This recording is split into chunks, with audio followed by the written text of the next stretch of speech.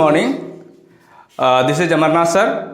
आज आप सभी लोगों का बीजी ऑफिशियल 7 में स्वागत है।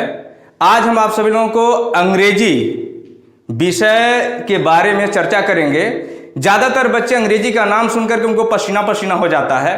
बोर्ड एग्जाम में तो समझ लीजिए तमाम लोगों की सांसें टंग जाती हैं कि क्या करें क्या ना करें।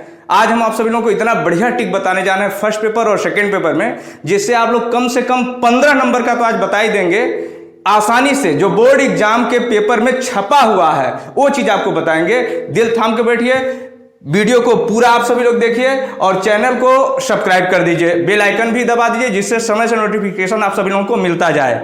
घबराइएगा नहीं, आप सभी लोगों को दर्द और पीड़ा को दूर करते हैं।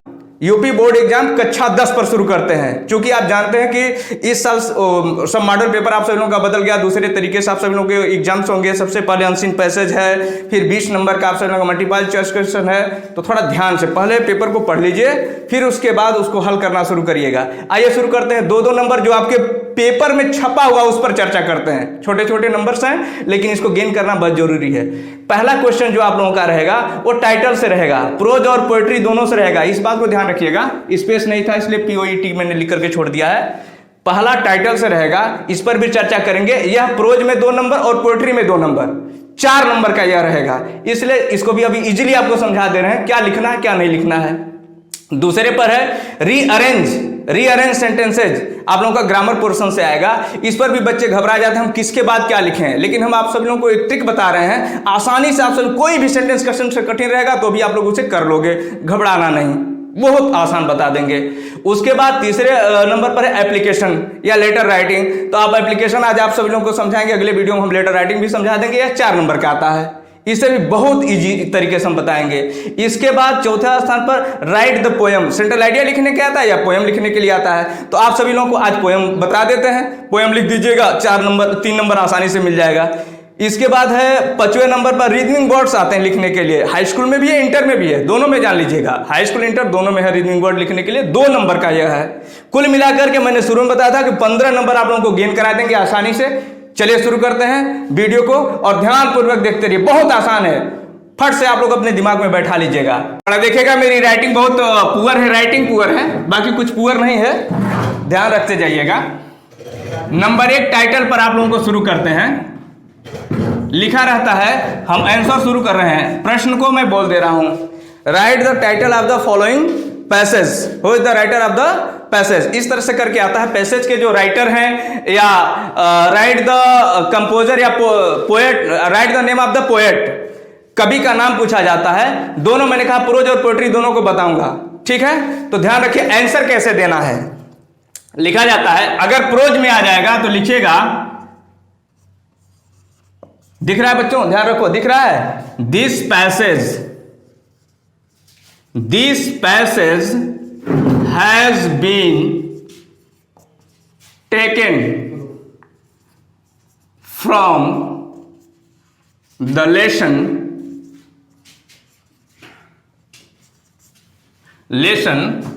जिस जो भी लेसन का नाम रहेगा, this passage has been taken from the lesson.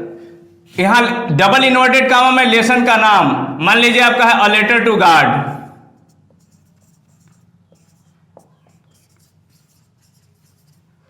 Inverted comma बंद, इसे ब्लैक पेन से लिख दीजिएगा। इसके बाद यहां लिखेंगे रिटेन बाई GL फ्यूंस। इतना लिखने पर किसी भी लेसन का आ जाएगा। पैसेज बढ़िया से पढ़ लीजिएगा यहां कौन से लेसन का है। अगर आपका यह आंसर सही हो गया, समझिए नीचे के सभी आंसर आपके सही होंगे। This passage has been taken from the lesson a letter to God written by GL Fuentes, कक्षा 10 के लिए। अगर मान लीजिए कक्षा 12 में तो उस लेसन का नाम लिख लीजिएगा, this passage has been taken from the lesson फला रिटन बाय फला। यह प्रोज के लिए। बात मेरी समझ में आ रही है? इसको आप सभी लोग नोट डाउन कर लीजिए। इसके बाद पोएट्री में समझ लीजिए कहां आपको चेंज करना है। पोएट्री में सिर्फ यहां पर पैसेज हटा दीजिए, यहां लेसन हटा दीजिए, यहां पर लिख देंगे this stanza has been taken from the poem poem high school, यहां पर पोएट उस पोयम का नाम लिख देंगे जिस लेसन से वो लिया रहेगा, और यहां पर भी रिटन बाय कर दीजिए, कोई दिक्कत नहीं है। रिटन बाय उस पोएट का नाम लिख दीजिए, यह चलता है लिटरेचर में। बात समझ में? हाई स्कूल चाहेंगे तो यहां पर लिख देंगे कंपोज्ड बाय, यहां पर रिटन की जगह पर क्या कर सकते हैं, कंपोज्ड बाय अपना। तो आप 2 नंबर पाएंगे टाइटल पर प्रोज से, और 2 नंबर टाइटल लिखने पर पा जाएंगे पोएट्री से, हुए 4 नंबर। हम इस नंबर को गेन कर लिए। क्या यह कठिन है? एक लाइन सिर्फ आपको रट्टा मारना है, बहुत ज्यादा इसमें परिश्रम नहीं करना। This stanza has been taken from the poem, this passage has been taken from the lesson. Poem को लेसन बना देना है। किसी को कोई डाउट है? Any question? Good, very good. Next पर चलते हैं, रीअरेंज पर चल लेते हैं हम लोग। ABC करके रीअरेंज पर 2 नंबर मिलेगा आप सभी लोगों को, ध्यान रख लीजिएगा। हाई स्कूल के बच्चे इस पर गौर करेंगे। 3 नंबर दिया रहेगा, 3 क्वेश्चन, 1 2 3 करके, इसमें से किसी 1 या 2 को आपको करना रहेगा। और बच्चे घबरा जाते हैं, कट करिए, पहले उसको लिख लेने दीजिए। सेंटेंस हम लिख देते हैं जैसे आपके बोर्ड एग्जाम में आया हुआ, 110% आया। बस ये जरूरी नहीं था यही सेंटेंस जो मैं लिखने जा रहा हूं, लेकिन इसी से संबंधित सेंटेंस आपके बोर्ड एग्जाम में आया हुआ है। देखो बच्चों, स्क्रीन पर आप सभी लोगों को 3 सेंटेंस दिख रहा है। हाई स्कूल के पेपर, मॉडल पेपर में इसी तरह से है, आएगा आप लोगों का जो पेपर आएगा 24 मार्च के बाद, जिस दिन भी अंग्रेजी का पेपर है। रवि द मैंगो ऑन, ये ऑन है, ओएन है, इटन हैज हिज रूफ। अब किसको किसके क्रम में कैसे रखना है, यह सब व्युत्क्रम में है, सब इधर का उधर, ऐसे रीअरेंज करके सब्जेक्ट वर्ब, जो SSPP का सिद्धांत है उस अनुसार सब singular verb, singular subject, singular verb, इस तरह से करना है आप लोगों को। और फिर दूसरा है विद नाइफ और an old lady cut an apple. बात समझ में आ रही है? इसके बाद है तीसरा, her she plays with brother kabaddi. आइए तीनों को रीअरेंज करते हैं, बहुत इजी तरीका आप सभी लोगों को बताएंगे। इसको रीअरेंज करने के लिए ध्यान से देखें आप सभी लोग वीडियो को। हम आप लोगों को बच्चे बता दें, सबसे पहले इतना तो अगर आप लोग हाई स्कूल का पेपर देने जा रहे हैं, इंटरमीडिएट का पेपर देने, इतना तो आप लोगों को जानकारी होगा कि किसी भी सेंटेंस में सब्जेक्ट होता है, वर्ब होता है, अदर वर्ड्स होते हैं। इतना तो आप सभी लोगों को जानकारी है। तो आप सभी लोग कुछ न करिए, चोरों के सरदार वर्ब को पकड़ लीजिए। सीधी बात, सिर्फ वर्ब को यदि आपने पकड़ लिया तो यह मानकर चलिए कि आप पूरे सेंटेंस को बड़े ही अच्छे ढंग से चुटकियों में रख देंगे। 1 मिनट भी नहीं लेगा एक सेंटेंस को पूरा करने के लिए। चलिए देखते हैं, पहला सेंटेंस है यह, Ravi the mango and eaten has his roof. देखते हैं इसमें वर्ब कौन है। रवि वर्ब हो सकता है आपके अनुसार? रवि वर्ब है? नहीं है। द वर्ब है, मैंगो वर्ब है, ऑन वर्ब है, ईटन वर्ब है, एस ईटन वर्ब है, हैज भी वर्ब नहीं, हिज भी ए वर्ब नहीं। आप तो जानते हो नाउन कौन है, प्रोनाउन कौन है, सब आप लोगों को जानकारी है। तो वर्ब को पकड़ो। चलो ईटन को है बीच में रख लो। आप वहां पर भी एनत करना कि पहले बीच में रख फिर अलग से रफ कार्य करें, मन ही मन रख लो, या साइड में रफ कार्य करके काट देना। ईटन को हम रख लेते हैं, पहले को हम यहाँ पर हल करने जा रहे हैं, फर्स्ट को। ध्यान रखिएगा, आप ही लोगों के तरीके से आसानी से दिख रहा है, ईटन हो गया। अब हमको यह देखना है कि ईटन जो वर्ब का कौन सा फॉर्म है, इस पर गौर करना है। ईटन वर्ब का 3rd फॉर्म है, और 3rd फॉर्म कहां कहां यूज होता है। या तो यह यूज होगा पैसिव वॉइस में, या फिर यूज होगा यह तीनों के परफेक्ट में, present perfect, past perfect, future perfect, इन तीनों में यह यूज होता है। तो चलिए सेंटेंस पर देखते हैं, क्या यह पैसिव वॉइस है? इसमें हैज है, अगर बीन रहता तो मान लेते हैं पैसिव वॉइस है। कंफर्म है, अगर हैज आ गया तो हैज सहायक क्रिया किस टेंस की है?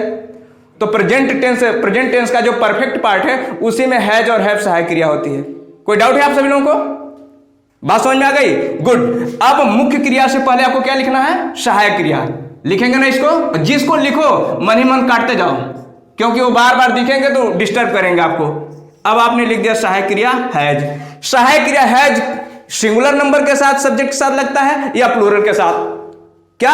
सिंगुलर के साथ। बहुत अच्छे, क्या बात है। देखते हैं इसमें कौन है सब्जेक्ट, कौन सब्जेक्ट बनेगा। सब्जेक्ट 2 ही बन सकते हैं, या तो कोई नाउन हो, प्रोनाउन हो, एडजेक्टिव फ्रेज हो। तो देखते हैं, नाउन एक रवि मिल गया, मैंगो मिल गया, ये प्रोनाउन हिज मिल गया, रूफ मिल गया। आप बताओ रूफ सब्जेक्ट बनने के लायक है क्या? रूफ देखना यह है कि वर्ब जो है, वर्ब पर ध्यान रखना। ईटन मतलब कोई ऐसा सब्जेक्ट हमको ढूंढना है जो खाने का काम करता हो। बताओ रूफ खा सकता है कोई चीज? नहीं ना, बहुत अच्छे, ये खा नहीं सकता। मैंगो, मैंगो कोई ऐसा मानव है क्या जो खाएगा? ऐसा वो भी नहीं खा सकता है। क्लियर है ना? द नहीं खाएगा, आन नहीं खाएगा, रूफ नहीं खाएगा, हिज नहीं खाएगा, खाएगा कौन? रबी इंसान है वही खाएगा। इस बात को ध्यान रखना, जो वर्ब हो, जो काम हो रहा है, जो वर्ब है ना, उसको कर कौन सकता है? किसके अंदर ताकत है करने की? तो रबी के अंदर। और रबी सिंगुलर भी है और सिंगुलर की सहायक क्रिया है। आप सही रास्ते पर हो, समझ पा रहे हो इजी तरीके से? यानी आपने लिख दिया रबी हैज ईटेन। ध्यान रखिए, आपने रबी को खत्म किया, हैज को और ईटेन को। अब बताइए, वर्ब यह पूछ रही है भैया कि आपके पास कितने हैं? रूफ भी है बचा हुआ, हिज भी है बचा हुआ, आन भी है बचा हुआ, दो भी है बचा हुआ और मैंगो। अब ईटन वर्ब यह पूछ रही है कि हम खाएं किसको? रूफ को खा जाए? संभव है? नहीं संभव है। हिज को खा जाए? नहीं ना। हैज ईटन तो लिख ही दिया गया है। क्लियर है ना? खाएंगे किसको हम? क्या चीज खाने वाली चीज यहां दिख रही है? Only mango. मैंगो का नाम कुछ है तो आप लिख दी, उससे पहले आर्टिकल दा क्या लगा देंगे? आर्टिकल द बचा हुआ ना, लगाइए ईटन द मैंगो। समझिएगा? ठीक है। अब क्या बचा हुआ है? आन बचा हुआ है, हिज बचा हुआ है, रूफ बचा हुआ है। क्लियर है? अब यह कुछ एडवर्ब ऑफ प्लेस आपका क्लियर है ना? एकदम दिख रहा है। लगा दो, रख दो आंख बंद करके। खाएगा कहां भाई? स्थान आन ना। और किसके? अपने या पड़ोसी के? His roof. बोलो इजी है या नहीं? आप सिर्फ चोरों के सरदार को आपने पकड़ा, ईटन को। ईटन बता दिया हम, और इस फार्म ने बता दिया कि हमको सहायक क्रिया क्या चाहिए। सहायक क्रिया ने बता दिया हमको सब्जेक्ट कौन चाहिए। ईटन बता रहा कि हमारा ऑब्जेक्ट कौन होगा। सब कोई डाउट है किसी को? चलते हैं दूसरे पर चर्चा करते हैं। दूसरा नंबर, दूसरा है with knife a an old lady cut an apple. क्या इसमें भी आपको वर्ब बताना पड़ेगा? कौन है? कौन है verb? Tell me. Cut. Cut को बीच में रख लो। कट, काटना। कट मीन्स क्या होता है? काटना, वो भी दांत से नहीं, धारदार चीज से। अब बताइए, काटने का काम कौन कर सकता है? एप्पल कर सकता है, एन कर सकता है, लेडी कर सकती है। इसमें से कौन करेगा? वर्क जो करेगा वह है महिला। और महिला की विशेषता क्या हो सकती है? बुढ़ा चाकू तो होगा नहीं।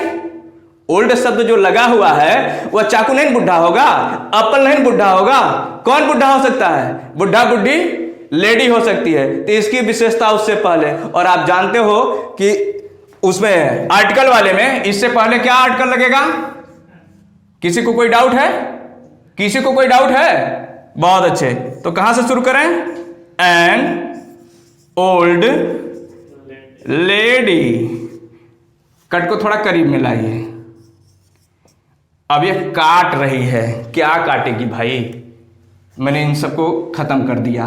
काट करने, अन को काटेगी, एप्पल को काटेगी, अ को काटेगी, नाइफ को काटेगी या विद को काटेगी। क्या काटेगी? कटेगा क्या चीज?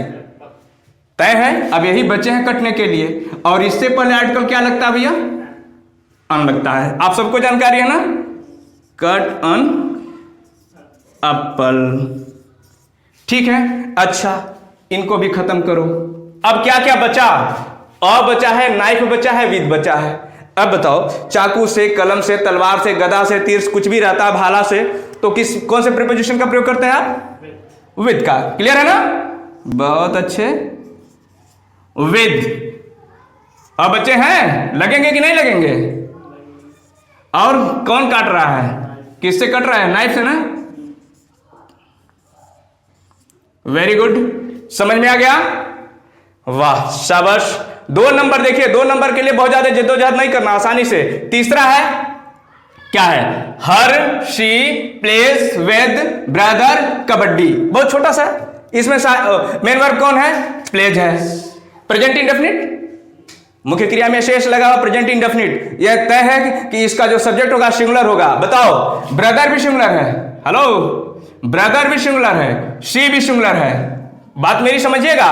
अब हम फंस गए या आप भी फंस गए कि हम शी को सब्जेक्ट बनाए या ब्रदर को, ध्यान रखना। लेकिन यहां पर एक पॉजेसिव केस हर भी लगा हुआ है, इस बात को ध्यान रखिएगा।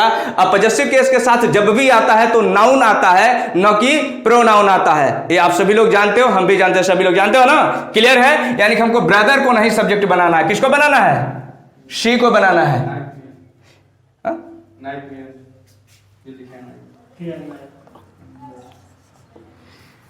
चलो, तो हमने यहां पर लिख दिया प्लीज। कोई डाउट? यानी कि हम क्लियर हुआ कि ब्रदर को क्यों नहीं बनाना है, क्यों सी को बनाना है? क्योंकि हर जब भी लगेगा तो इसके साथ इसका रिलेटिव नाउन जरूर आएगा, किसी भी कीमत पर आएगा नाउन। और नाउन सिर्फ और सिर्फ यहां पर बचा हुआ कौन? ब्रदर, ठीक है। तो सी के साथ ब्रदर को लगाना पड़ेगा, अतः यहां पर सब्जेक्ट होगा सी प्लेज। प्लेज वर्ब क्या मांग रहा है? कौन सा खेल खेल रहा है ये? हमको बताइए, जल्दी बोलिए, जल्दी। कबड्डी। बहुत अच्छे। किसके साथ? बोलिए। विद प्रीपोजिशन लगेगा ना, और अपने हर ब्रदर। कोई डाउट है किसी को? उस भाषा को समझ लीजिएगा, स्पेलिंग बढ़िया से मैंने नहीं लिखा है उसको, आप सब लोग इतना तो समझदार हो यार। यह आपको समझ में यदि आ गया हो रीअरेंज करना तो 2 नंबर आपको जानकारी हो गया। बोर्ड एग्जाम में छपा हुआ है, ये जान लेना, ठीक है ना। 3 सेंटेंस में मैंने आपको रीअरेंज करना। सब्जेक्ट आप आराम से चोरों के सरदार वर्ब को पकड़ो और वर्ब की फॉर्म देखो, टेंस समझ में आ जाएगा, और फिर उसके बाद सिंगुलर है या प्लूरल उसके साथ सब मिलेगा, सब आसान हो जाएगा। चलिए अगले टॉपिक पर हम दस्तक देते हैं। पहले छोटा छोटा करना, इसको पहले कर लेते हैं। राइट द पोएम पर बच्चे 10वीं के बच्चे ध्यान रखेंगे, 12वीं वाले नहीं ध्यान रखेंगे, 10वीं वाले। देखो, सेंट्रल आइडिया के लिए आपको रट्टा मारना पड़ेगा, कई 2-3 सेंट्रल आइडिया आपको रटना पड़ेगा। सबसे बेहतर है आप बहुत इजी तरीके से 2, 3, 4 लाइन की एक ही कविता, कोई भी एक कविता उठा करके उसमें से 12 लाइन आप याद कर लो। 4 लाइन लिखने के लिए आता है, ध्यान रख लो। इस टॉपिक को बहुत महत्वपूर्ण है, आराम से आप इजिली 3 या 4 नंबर आप गेन कर सकते हो अगर आप 12 लाइन की कविता याद कर लोगे। तो अब एक कंफ्यूजन होगा कि जो कविता आप याद किए हो वही अगर पूछ दिया तो समस्या हो जाएगी। इसीलिए मैं कह रहा हूं कि वो समस्या निदान हो जाएगा जब आप 12 लाइन का याद करोगे। अगर यह दूसरा पूछता है, ध्यान रखिएगा, तो ऊपर का भी ये 4 लाइन, चूंकि लिखना आपको 4 ही लाइन है, और नीचे का 4 लाइन बाकी रहेगा, कोई भी लिख दीजिए। ध्यान रखिएगा, सिर्फ यह कहता है कि जो पेपर में पोयम का खंड दिया गया है ना, उसी को नहीं कॉपी करना है, उसमें से और बाकी किसी को लिख सकते हो। बात समझ में आ गई? ये क्लियर कर दे रहे हैं आप सभी लोगों को फिर से कि जो पेपर में खंड दिया रहता है, पोयम जो दिया रहता है 4 लाइन का, सिर्फ वही 4 लाइन नहीं लिखना है, उसको छोड़ करके उस लेसन का कोई भी 4 लाइन आप उतार लीजिए। अब बात समझ में आ गई? आइए, यदि यह बीच का दे दिया तो इन दोनों को लिख दीजिए, यदि बीच का न दे करके पहला दे दिया तो इसको लिख दीजिए, चाहे इसको लिख दीजिए। अगर इन दोनों को न दे करके नीचे वाला दे दिया तो ऊपर का 2 बचा हुआ है। आसान है, सबसे बेहतर यही है आप लोगों के लिए। आप 3 नंबर राइट द पोयम आराम से गेन कर लोगे, आपको माथा पच्ची ज्यादा नहीं करना है। आप 12 लाइन याद करो, आपका 3 नंबर। बात समझ में आ रही है? आगे बढ़े नेक्स्ट वर्ड्स पर। देखिए, रिजनिंग वर्ड्स आप जानते हो कि पैसेज में, प्रोज में तैबे नहीं करेगा, किस में आएगा? पोयम में आएगा। आसान है लिखना, बहुत आसान है। इतना ध्यान रखिए, रिजनिंग वर्ड्स होता क्या है? तुकांत शब्द, तुकबंदी वाले शब्द। आप सब लोग तुकबंदी वाले अगर नहीं जानते, या तुकबंदी क्या होता है ये नहीं जानते हो, अपने स्कूल में आपके टीचर नहीं पढ़ाए तो जान लीजिए। हम हिंदी का पोयम बोल के आप लोगों को समझा रहे हैं, तो फिर अंग्रेजी में आप लोग बता दे रहे हैं। आप लोगों को आता है रिदमिंग वर्ड्स, जैसे लयबद्धता, अंत में जहां पर मिलान होता है, जैसे रहीमन पानी राखबे, बिन पानी सब सून, पानी गए न उबरे, मोती मानुष चून। सून और चून आपस में क्या कर रहे हैं? तुकबंदी कर रहे हैं। तो अगर इसमें लिखना रहेगा तो आप लिखेंगे इन दिस स्टैंजा सून रियम्बित चून। आपको इतना लिखने पर 2 नंबर मिल जाएगा। बात समझ में आ गई? इसी तरह से अंग्रेजी में भी जो आपस में, जैसे 4 लाइन है, 4 लाइन में जो भी शब्द आपस में या तो पहला दूसरे से मिलेगा, या फिर यह दूसरा तीसरे से मिलेगा, तो पहला आ जाएगा चौथे से मिलेगा। यह ध्यान रखिएगा, या तो यह है आपस में मिलेंगे या फिर ये आपस में मिलेंगे, किसी से कोई मिलता है तो आपको लिखना क्या है? इन दिस स्टैंजा। ध्यान रखिएगा, इन दिस स्टैंजा राइटिंग पर मत जाइएगा, मैं बता दे रहा हूं फिर से। इन दिस स्टैंजा जो भी शब्द है पहला जिससे मिल रहा है, A rhymes with B and C rhymes with D. बात मेरी समझ में आ रही है? अगर चार तुकबंदी है तो चार जगह रिदम कर रहा है, तो यदि चार जगह नहीं सिर्फ ए और बी मिल रहा है तो बस इतना लेके in this stanza A rhyme with B. आप इतना लिखने के लिए इतना याद कर लेंगे ना, in this stanza A rhyme with B and C rhyme with D, इतना खाली याद करेंगे तो आपको आसानी से 2 नंबर यहां भी मिल गया। बात समझ में आ गई? अब लास्ट चलते हैं एप्लीकेशन पर। इसको क्लीन करते हैं, पहले आप लोगों को बताते हैं। यह हमारा पेज है, यह ऊपर वाली लाइनिंग नहीं है, यह हमारा पेज है लिखा, कॉपी का फर्स्ट पेज है। अब आइए इस पर एप्लीकेशन कैसे लिखते हैं। एप्लीकेशन का फॉर्मेट सबसे महत्वपूर्ण होता है बच्चों। फॉर्मेट आपका सही होना चाहिए। और हाई स्कूल में ज्यादातर एप्लीकेशन जो है छुट्टी के लिए पूछता है, लीव के लिए। Maximum write an application to the principal of your college requesting to grant you leave for 4 days 5 days 5 days because you are ill, your mother is ill, your father is ill, your brother is ill, sister is ill, जो भी रहे सब किसी न किसी को बीमार डाल देगा। या बिकॉज करके बोल देता है you are going to arrange the marriage ceremony of your friend, you are going to picnic spot, you are going to see the zoo. इस तरह से तमाम तरह से वो एप्लीकेशन को ना छुट्टी के लिए तमाम कारण दिखाता है। आइए एक छोटे से टॉपिक के माध्यम से आप सभी लोगों को समझाते हैं। एप्लीकेशन लिखना बिल्कुल आपको आसान हो जाएगा, बहुत ही आसान हो जाएगा एप्लीकेशन लिखना। चलो बच्चों, यह हमारा है पेज। आपने इंच पटरी इधर लगा, हमने भी इंच पटरी ऐसे इधर कर दिया है। आप यहां पर शुरू करेंगे टू मीन्स क्या होता है? सेवा में। इसके बाद इस लाइन को ऐसे, ये आपको एक आभासी लाइन दे रहा हूं, इस लाइन में कुछ भी नहीं लिखेंगे। अब जो भी आपका लिखा जाएगा दूसरी लाइन में लिखा जाएगा। यहां से शुरू करेंगे द प्रिंसिपल। ध्यान रखिएगा छुट्टी के लिए एप्लीकेशन लिखा जा रहा है, टू द प्रिंसिपल। अब आप लोग अपने विद्यालय का नाम लिख दीजिए, जो भी विद्यालय का नाम है। मान लीजिए MS PB GKP मैंने लिख दिया विद्यालय का नाम। ये आपका हो गया संबोधन। अब ध्यान रखिएगा इस लाइन में कुछ भी नहीं लिखेंगे, जो अगली लाइन शुरू होती है इस वाली लाइन में, यहां 2 के ठीक नीचे आप डालिएगा सर। या यदि मैडम लिखा है कि मैडम के पास लिखे तो यहां पर आप सर की जगह पर क्या डाल सकते हैं? मैडम डाल दीजिएगा, सर नहीं लिखिएगा।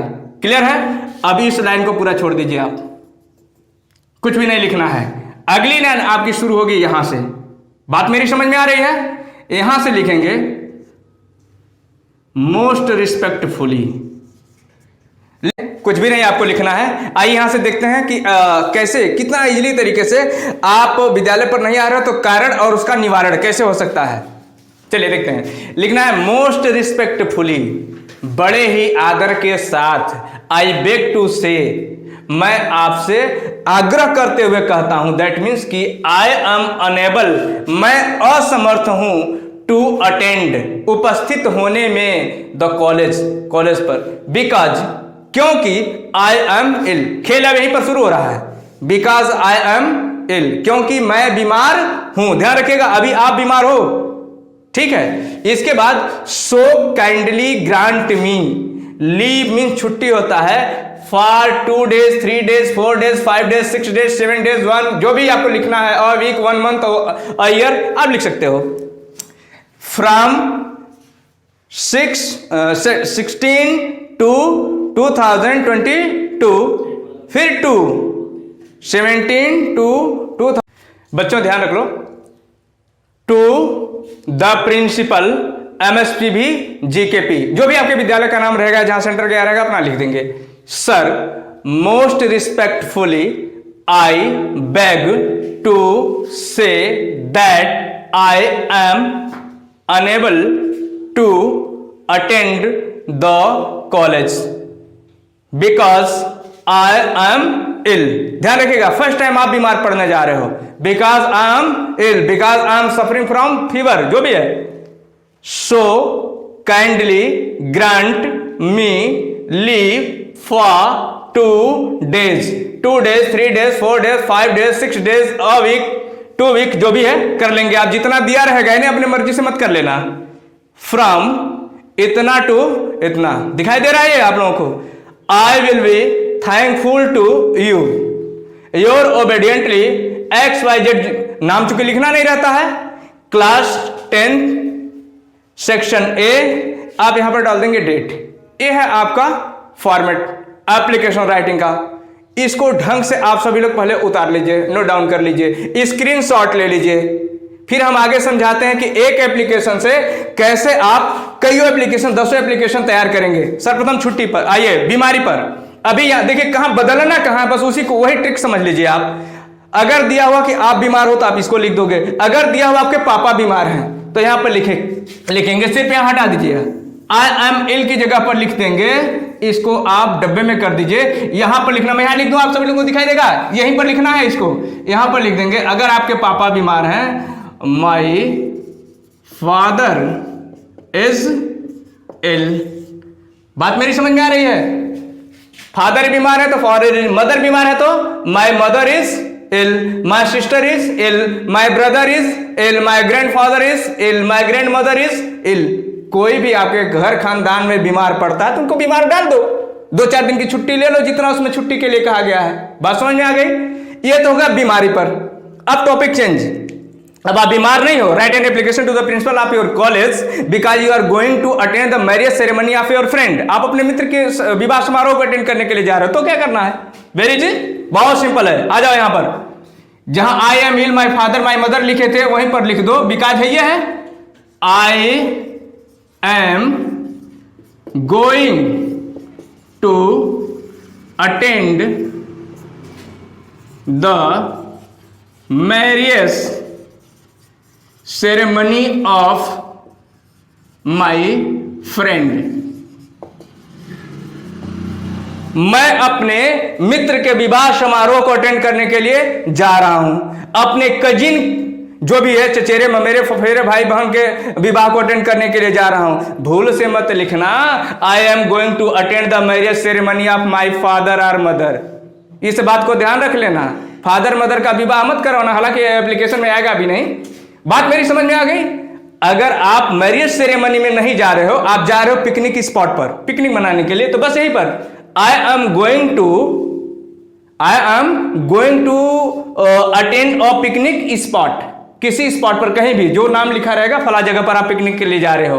अगर ऐसा नहीं है, अगर लिखा रहे कि आप जू चिड़ियाघर देखने जा रहे हो, तो बस I am going to see the zoo with my uncle, जो भी दिया रहेगा उसमें कि अंकल के साथ जा रहे हो, फादर के साथ जा रहे हो, मदर के साथ, वो लिख दोगे। बस यही चेंज करना है। बिकॉज के बाद I am going to attend नहीं, I am going to see the zoo with my uncle. अगर आप सर्कस देखने जा रहे हो, I am going to see the circus with my father, my sister, जो भी है, एनीथिंग। बात मेरी समझ में आ गई? बाकी सारी चीजें बस यहां से सो kindly grant me leave for 1 day, 2 days, 3 days, जो भी है यहां लिखना बहुत जरूरी। इस चीज को समझ लो, गलती कर देते हो। यहां पर लिखा गया कि काइंडली हम सो काइंडली ग्रांट में लीव फॉर 2 days। अब 16/2/2022, 17/2, आप कहोगे 16 में 2 जोड़ेंगे, 16/2 18 हो जाएगा, यहां 17 कैसे लिखेंगे? अरे मेरे बाबू, इस बात को समझो, आप 16 से छुट्टी ले रहे हो तो 16 और 17 दोनों मिलाकर हुआ कि नहीं 2 दिन, इसलिए 16 to 2020 और 17 to 2020 आपको लिखना है। अब आप बताओ हमको, आपको समझ में आ गया एप्लीकेशन लिखने या नहीं आ गया? आपको 15 नंबर मैंने बता दिया जो आपके बोर्ड एग्जाम में आया हुआ है, पेपर में छपा हुआ है, आप 15 नंबर पा सकते हो। आप सभी लोगों के लिए, वीडियो को देखने के लिए बहुत बहुत धन्यवाद। आप सभी लोग चैनल को यदि सब्सक्राइब नहीं किए तो सब्सक्राइब कर दीजिए, बेल आइकन नहीं दबाए हैं तो बेल आइकन को दबा दीजिए ताकि आप लोगों को नोटिफिकेशन समय पर मिलता रहे। मैं आपको अंग्रेजी की सारी समस्याएं दूर कर दूंगा, घबराए नहीं। मेरे ढेर सारे वीडियो इस चैनल पर पढ़ेंगे। आप सभी लोग चैनल को सब्सक्राइब और लाइक भी कर दीजिए। धन्यवाद।